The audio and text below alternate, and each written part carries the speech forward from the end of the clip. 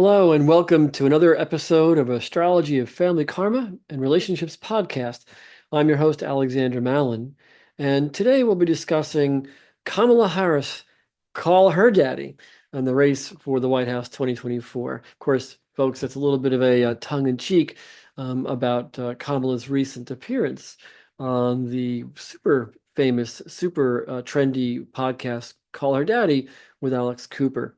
So, of course, I was wondering when I saw that pretty awesome podcast, who is this person, Alex Cooper? What's her connection? How is she this ideal promoter for Kamala right now? So we'll dig into that a little bit. Actually, some interesting charts to look at regarding those topics and what's happening with this race for the White House 2024. We're about 21 days or 20 days out from the election, and things are getting pretty intense. So I also want to share that since we are a fairly new production, of course, we need to have your subscriptions and your followings for our podcast and our YouTube channel. So please, folks, do follow, do subscribe so the search engines can find us and others can share in our show. We've got lots to do, lots of ideas, and the more subscriptions we have, the sooner those search engines pick us up. So thanks for your subscription efforts. So 2024 election, 2024, I really think, folks, it's not so much about, let's say, abortion rights or women's rights or women's health, but really it's a theme of human rights. The theme right now for all of us is our individual inalienable human rights. That is the topic of the day. I think those are the bigger topics of this election. Of course, immigration, what's happening at the border, what's happening with the economy. Those are always very important topics. But this particular election, I think, really stands out regarding this women's rights, human rights issue. So Alex Cooper has this super famous podcast, Call Me Daddy. And recently she had Kamala Harris on, I think last week. And of course, Kamala spoke about a number of things, but particularly about combating sexual abuse against women, about women's issues in general, about women's health and women's welfare. Again, I think it's really about human health, human welfare, and Kamala's position on these themes of the nation, of the people of the nation, and where we're going as a nation in terms of our consciousness. So I thought it'd be interesting to see if I could find Alex Cooper's chart online, and lo and behold, I found her data. You know, you don't always find that with public figures, but there's her data, August 21st of 94. And I thought that there were a couple of things about her chart that were really interesting standouts. One of the first things that an astrologer will look for, folks, is what's happening in this 10th house of career, this top part of the chart. It is really the highest point of the ecliptic, the highest point of the zodiac signs, astronomically, visibly. You know, so we have the horizon line always with the chart, how things get earthed. The horizon line or the ascendant line for an astrologer is an important piece. That ascendant line describes that physical earth you're standing on and the sky, the dome of the sky above, what you can see. So we see in this dome of the sky when Alex was born at 5:28 in the morning, but just before sunrise, here's her sun. It'll be rising in roughly an hour or so. We see that Alex Cooper is born just a couple of hours after the exact full moon. That's one interesting thing that leaps off the chart, that full moon in Alex Cooper's chart. The fact that the moon is about to set and that sun's about to rise. So she's a sunrise baby. Alex Cooper is a Leo rising and a Leo sun. Her rising or ascending sign is the ascending rising sign of Leo. It's literally the star pattern of Leo on that rising eastern horizon line. So as an astronomer, we'll see the planet Mars pretty high in the sky visibly. As an astronomer, we'll see Saturn. I always say if you see this yellowish star in her sky, and it took folks out to look at the beautiful sky after Alex was born, and if it was clear, you'd say, gee, look at that yellowish star above that moon that's getting ready to set. It's almost, in fact, it's a full moon, isn't it, Alexander? Yes, indeed, it's a full moon. That yellowish star, put a telescope on it, you'll see rings. You'll know what it is right away. So Alex Cooper had the ringed planet Saturn right next to the moon, Mars rising. and the sun about to rise. Those are really key factors. Sunrise baby, a full moon baby, Mars rising, she rises in a martial way about Mars, topics of power, empowerment, and sexuality.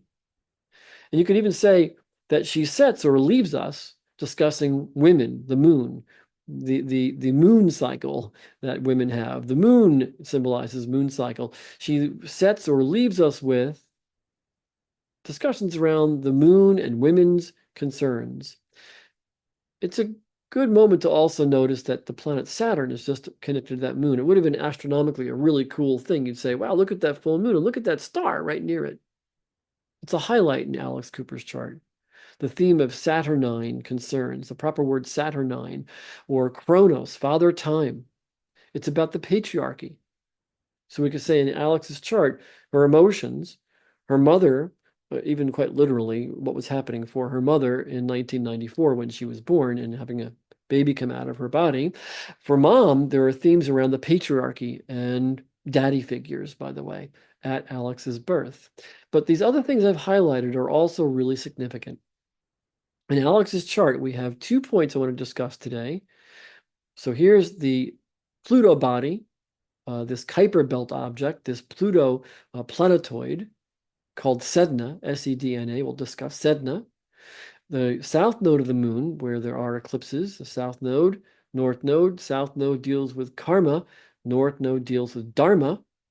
So here Alex Cooper has Jupiter and dharma, her mission statement of this life incarnation-wise, and her Pluto all conjoined together here in the bottom of the chart, that midnight point of the chart, the nest, the home.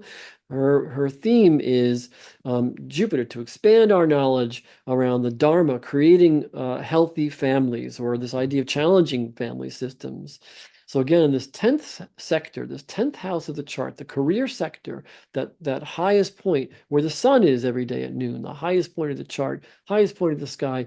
Alex, being a sunrise baby, she has Sedna, south node, Pallas Athene, the warrior goddess, who was born fully clad in warrior garments with a sword and a shield, the warrior goddess Pallas Athene, right next to the black moon. The 2 points I want to discuss today, particularly for Alex's chart and Kamala's chart and the US chart, are the black moon and Sedna, the black moon. So what is the black moon? The black moon Lilith in astrology. It discusses women's empowerment and the feminine psyche archetype. It's really sort of our inner feminine female, our connection to mother and mother energy and family energy and maternal family energy, really the maternal family psyche. You know, how our mom and dad process that maternal family connection in themselves is what we pick up as children. And that black moon in our charts tells us where that's happening. Astronomically, to understand the nature of the black moon, as a backyard astronomer myself, I want to say, well, the moon in its orbit around the Earth has its perigee closest point, like a supermoon being really close to the Earth, or a micromoon, not a perigee supermoon, but a micromoon, a small moon in the sky. That happens occasionally, a few times a year. So this lunar apogee on the one hand and lunar perigee on the other. Apogee on the one hand, perigee on the other. That black moon point is right in the middle. You could sort of say loosely, astronomically, it's the most distant part of the lunar orbit at any given time. And since the moon is moving away from the Earth every single year by about 1.5 inches, astronomically, the moon is leaving us by 1.5 inches every single year. In many, many millions of years, the moon will be so far away that it will, of course, tremendously affect what happens on Earth, tides and growing seasons, etc. But that's all sort of part of the psyche of Black Moon Lilith. It describes that point of departure or sort of psychic disconnect or emotional psychic disconnect of the moon. And the moon is the psyche, the plexus, the gut. So Black Moon Lilith, we say, it's an astronomical point in space that locates the moon's most distant portion of its orbit when we're born, that place in our chart where that black moon is placed. It's also known as a deep psychic unconscious, the repressed issues regarding one's sense of acceptance and safety in family. Black moon is also the position in our charts of discussing where and what our family has repressed or held hidden from the world. You could kind of say loosely family secrets, what the family doesn't want us to discuss or reveal, and where we have our psychic vulnerability. It can be any topics or themes that are not to be discussed with the outer world. The Black Moon's house position, where it is in that chart, describes where we wish to expose and unblock our inner world, to unblock our inner world, to reveal, to relieve, to connect, and sort of exteriorize ourselves, to say what we want to say, but we shouldn't say. So the Black Moon also therefore governs taboo subjects, sex, death, resurrection, healing from trauma. It's really all about those blockages that most humans carry. That's why we're incarnate, is to work on those emotional, psychological blockages of our soul, of our birth family, and really even our lineage, since an astrology chart describes your mom and dad and the family they come from. Your chart describes your lineage and how you're part of that family lineage. The Black Moon describes particularly where there's this deep sort of psychic well that needs to be tapped into. That Pluto body, Sedna, S-E-D-N-A, Sedna, has a Pluto-like quality. It's way far out there. It talks about sort of the deep symbolic psyche of humanity. Pluto has an orbit of 12,594 years. So almost 13,000 years. So when Pluto, when Sedna makes a Pluto-like statement, this deep, powerful statement, when Sedna makes a deep astrological shift, there's a deep shift in the psyche. We just had the Pluto body, this asteroidal body, Sedna, shift from signs for the last 100 years, roughly, per sign of Taurus into the sign of Gemini. Gemini is a sign of information and data. And when Sedna just astrologically shifted into that sign of Gemini this year of 2024, it marks a shift of a mass shift of consciousness, a mass 13,000 year shift of consciousness, one could say. It's a shift now about mental, conceptual, verbal exchange of data. And right coincident with Sedna shifting from Taurus into Gemini, we have the birth now of AI. So Sedna, the mythos of Sedna. Sedna is an Inuit, an Eskimo Inuit goddess. And she is the goddess of abandonment, of betrayal by father, mother, lacking safety with family, finding inner courage, protection of the vulnerable, and of deep psychic and psyche understanding. There's the glyph or symbol for Sedna. Kind of Saturn-like, that glyph, isn't it? Saturn-like, with a little sort of accent here. Sedna describes this goddess who, in some ways, was betrayed by her father. Her father didn't protect her. So when we have Sedna powerfully in our charts, it brings up themes of a lack of safety or protection in a family, either for us, or perhaps for our mother or father when they were growing up, but it's still part of the family psyche, you know? So Sedna describes where there are themes of abandonment or betrayal, and also finding inner courage, like psychologically finding inner courage. We'll go back to Alex Cooper's chart, the gal who does Call Me Daddy podcasts, and she has Sedna and Black Moon at the top of her chart. So Black Moon, it talks about that astronomical distant point, the deep unconscious psychic emotional material. Black Moon goddess, a sort of unprocessed emotional material that we want to reveal, taboo subjects. That's conjunct Alex Cooper's career angle. And Sedna, which talks about betrayal of father or lack of safety or masculine domination themes, also at the top of Alex Cooper's chart. So it also has us ask during this election season, when the themes of family and family karma and family wellness are all particularly a part of this election: women's rights, family rights, rights of children, rights of humanity, really. Where is Sedna and Black Moon in the U.S. chart? Well, interestingly, lo and behold, the Black Moon is in the 9th house of law and legalities in the U.S. chart, directly, exactly opposite the U.S. moon. The moon in your chart, my chart, talks about where mommy's psyche was. The moon in a nation's chart, July 4th, 1776, describes the psyche of the nation, the emotional, family, children, connections, psyche of the nation. The moon in general describes the people of the nation. So black moon opposing the moon says there are deep themes about family and family traumas that have brought us to colonize this nation.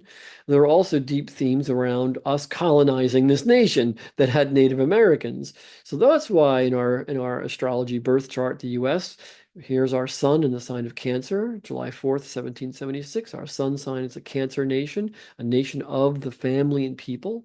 So as a nation of family and people, a melting pot from all over the world, it's interesting that we ourselves are a full moon nation. The moon on this side of the chart, the sun on this side of the chart. And so there's a balance between the conscious light of day, the ego of the United States, the ego of who we think we are, and our emotional wellness. A full moon, like a harvest moon, or this month, a hunter's moon in October, it's about illumination at night. So it's about this awareness of illumination of ourselves as a nation. And emotional illumination is a theme for our American chart. Interestingly, connected to that moon, Sedna. Sedna. Sedna describes the Inuit goddess. You can read about Sedna. Again, here's that spelling, Sedna. Sedna is the goddess, the Inuit goddess, that talks about themes of daddy abandoning or betraying Sedna, of harming her, hurting her, abandoning her at times of trauma or times of her needing protection. Here we have themes, Moon of the United States, about women, and also about women's rights, and about children and family, conjoin Sedna, conjoin Pluto. There are these deep psychic issues in our family around family wellness. I again want to say, if we think about how we colonized this nation that had Native Americans for 30 or 40 or 50,000 years at least, that tells us some answers. We've not really processed our colonization and our immigration to this nation, even if we are the melting pot of the world. So that Sedna conjunction moon says there are themes for women around safety or lack of safety with men and with father figures and with daddy figures. That black moon opposing says there are deep themes, legal themes, philosophical themes, ninth house here, that black moon for the US, that deal with these themes of safety and psychic wellness, psychic safety. We should note, folks, that transiting Saturn in the sky this year, 2024, is right exactly conjunct Sedna, the asteroid planet that describes betrayal of father figures. So this campaign, 2024, Saturn, Chronos, Father Time, the planet that deals with patriarchy. Saturn in the sky is right on the US, Sedna. There are themes of patriarchy and father abandonment or abuse by men. Think about that one in this election 2024. That's what the astrology is. So going on to Kamala's chart had me wonder, what about Kamala? Since she was on this famous show, Call Me Daddy, what about Kamala? Where are these themes in her chart? Kamala has Saturn of patriarchy, fathers, domination of men at her career angle. Kamala has Chiron, the asteroid like Pluto, like Sedna, the asteroid Pluto body, we could say, that deals with healing. So healing father issues in her career is Kamala's career focus, this chart says. Kamala has Sedna, betrayal of men, conjoined her moon. We do know at least Kamala's best friend in high school had sexual abuse themes that were happening at her household. Kamala and her mom rescued that child from those sexual abuse, that young girl, I should say, a teenage girl, from those sexual abuse things at home. So we have this person who is definitely in Kamala's chart, powerful about her outer world themes of patriarchy, healing, sexual abuse themes, or themes of betrayal of family or father or mothers, or safety, or with our families, providing safety. Kamala also has Jupiter conjunct to that. In her personal chart, it says law and legalities is Jupiter. Law and legalities, philosophical law and legalities, as well as material, earthly laws and legalities, are all wrapped into this outer world personality of Kamala. These were Saturn Moon, Jupiter. These are planets that we could visibly see astronomically when Kamala was born. And to an astrologer, it says these planetary cycles, what they cyclically represent, are really how, in this case, how she identifies the outer world. Themes of men, themes of mommies, and themes of philosophical, spiritual concerns are Kamala's outer world orientation. Kamala's black moon in her chart falls in the house of health and healing and conjoined her marriage angle.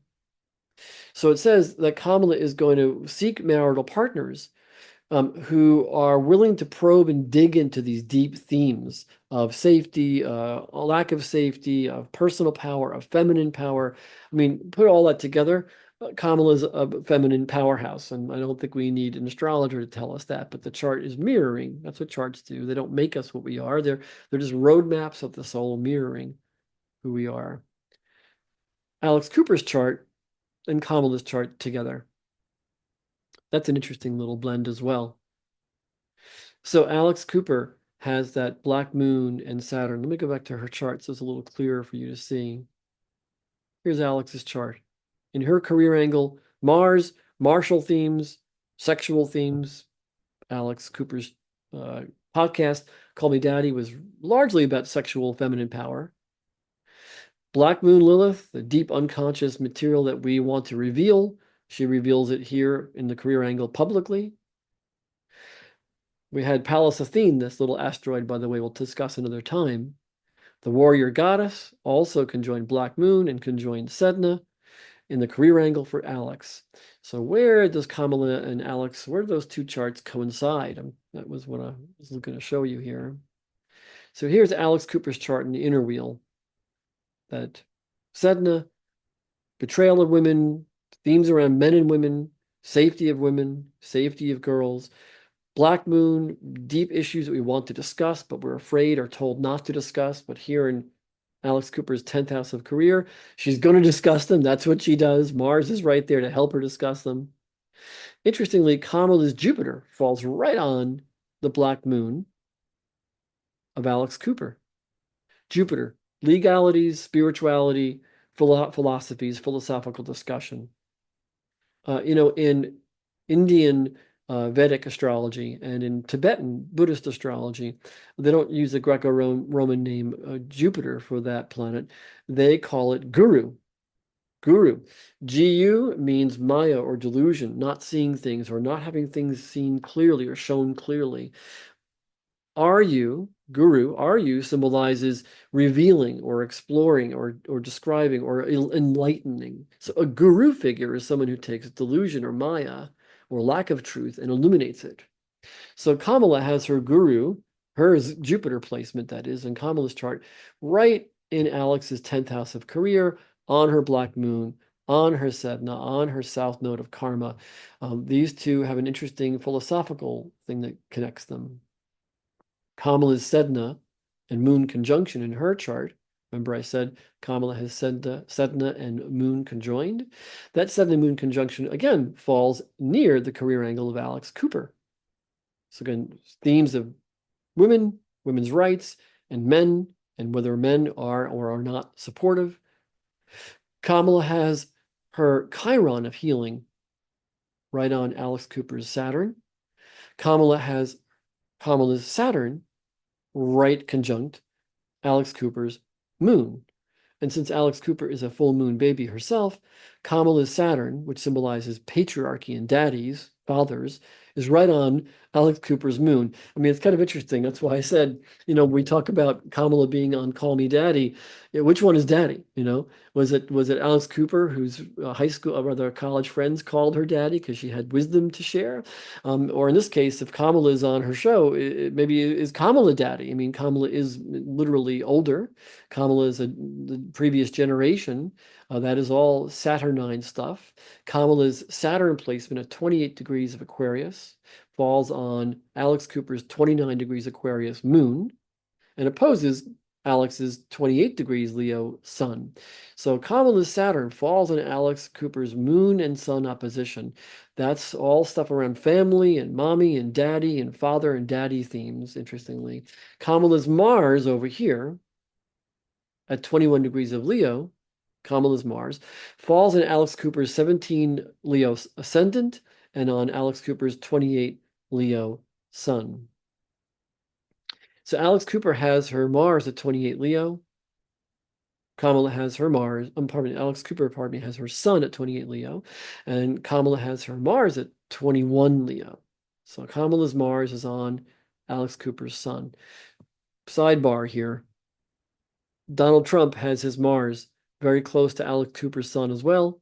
Donald Trump has his Mars in Leo right next to Kamala's Mars. So Mars between Trump and Kamala, either they're fighting in the same team or there's a fight there. Mars is about fighting. Mars is about one's personal empowerment and position.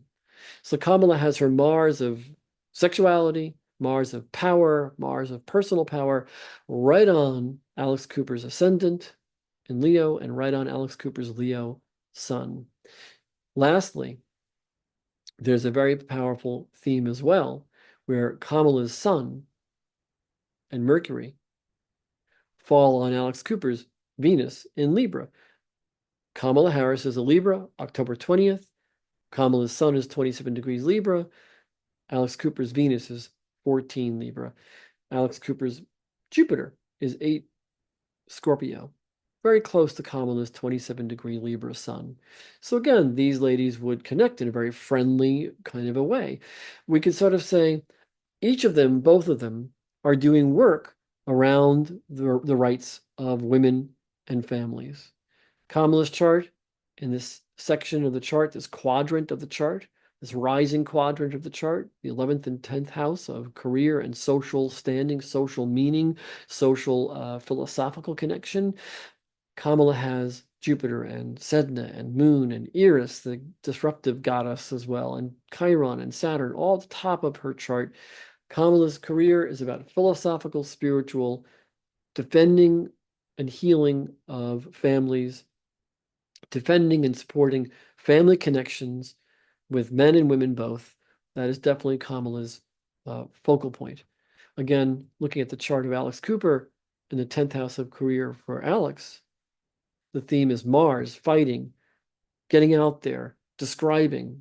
Alex has her Mars in that house, the 11th house of social connections, and that Mars in Cancer, fighting for Cancer, families and women.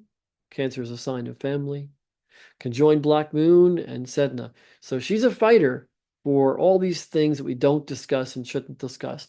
I believe where Alex's career might have started off discussing taboo topics, Black Moon, taboo topics, sexual topics, women's sexuality, women's sexual power, women's orgasm, etc.